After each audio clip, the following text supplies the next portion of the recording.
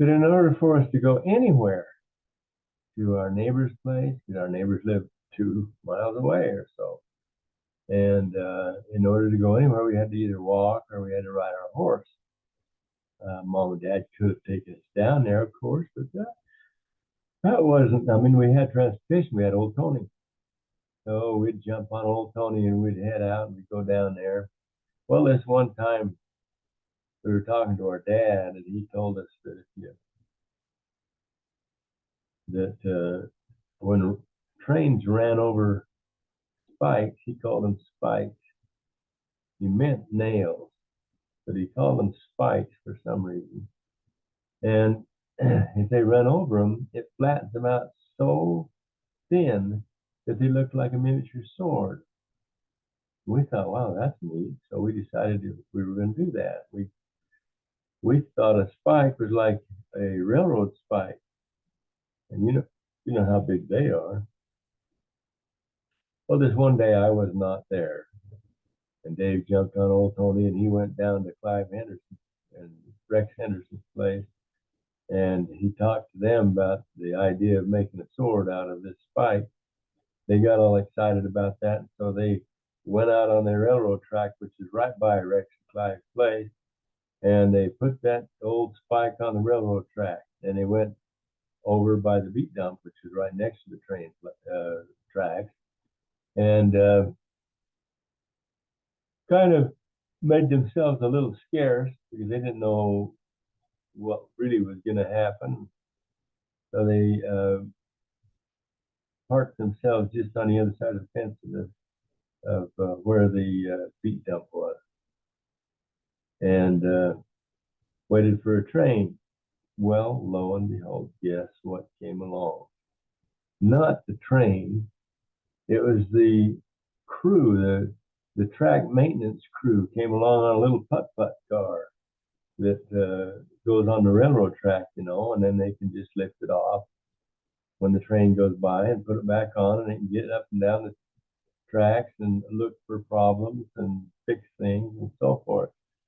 Well, here it came, and there was our spike, and it hit that spike, and it bounced and jounced around there.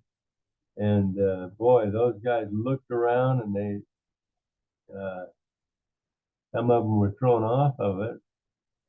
And so Dave and Rex ran as fast as they could towards their horses, which were up on the other side of the railroad track, up on a little ridge. And those guys took off after them.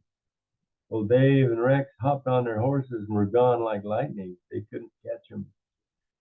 And when he got home, he said,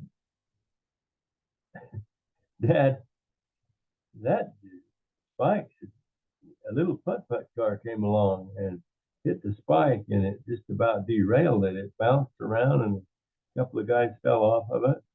And Dad said, well, what kind of spikes are you talking about? I said, railroad spike. He said, oh my heavens, don't ever put a railroad spike on there. That's way too big. I'm talking about a 16-penny nail. Oh, okay. And so the next day, down to the railroad track they went. They took 16-penny nails and they laid them out there. And they didn't think that a putt-putt car would come twice, so they thought they were pretty safe. They kind of hid themselves. This time they were a little leery. And sure enough, here come a train. The train rumbled up past them. When it was gone, they went over there, and lo and behold, he was absolutely right. Looked like 3 miniature swords made out of nails. Those big old heavy locomotives going over there, in those days it was the steam engines, and they flattened out those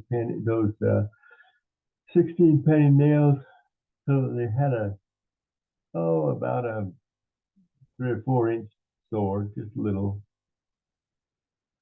and they took them, and guess what they did with them? They decided to become veterinarians.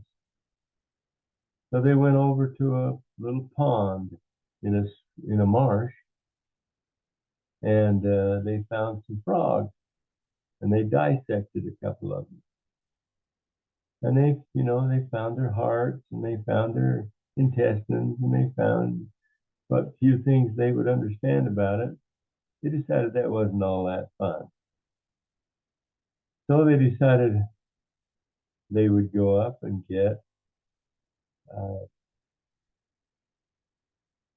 some other items. And the reason I found out about it was because I went down to get the paper.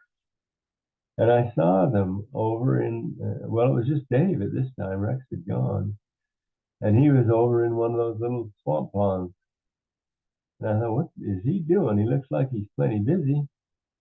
So I walked over there, and he didn't know I was there, but I was right behind him.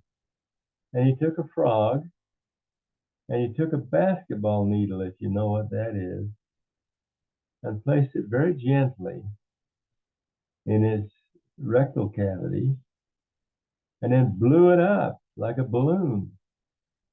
And then he'd throw it out on the water, and it couldn't dive. It kept trying to dive, and it just couldn't dive because it was just too much inflated, like trying to get a basketball to sink, and it wouldn't sink. And so then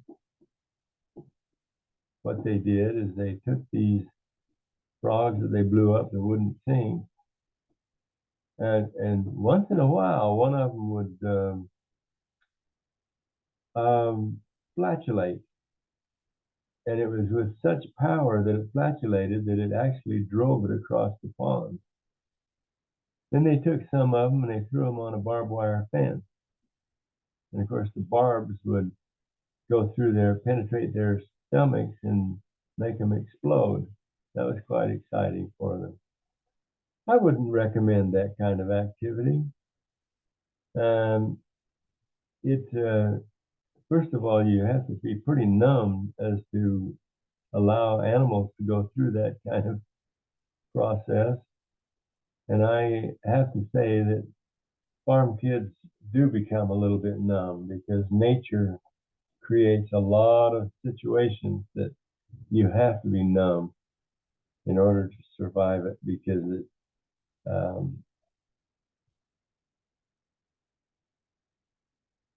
there's a lot of on a farm. There's a lot of death to farm animals. Sometimes it's because they're really sick, and you have to put them down.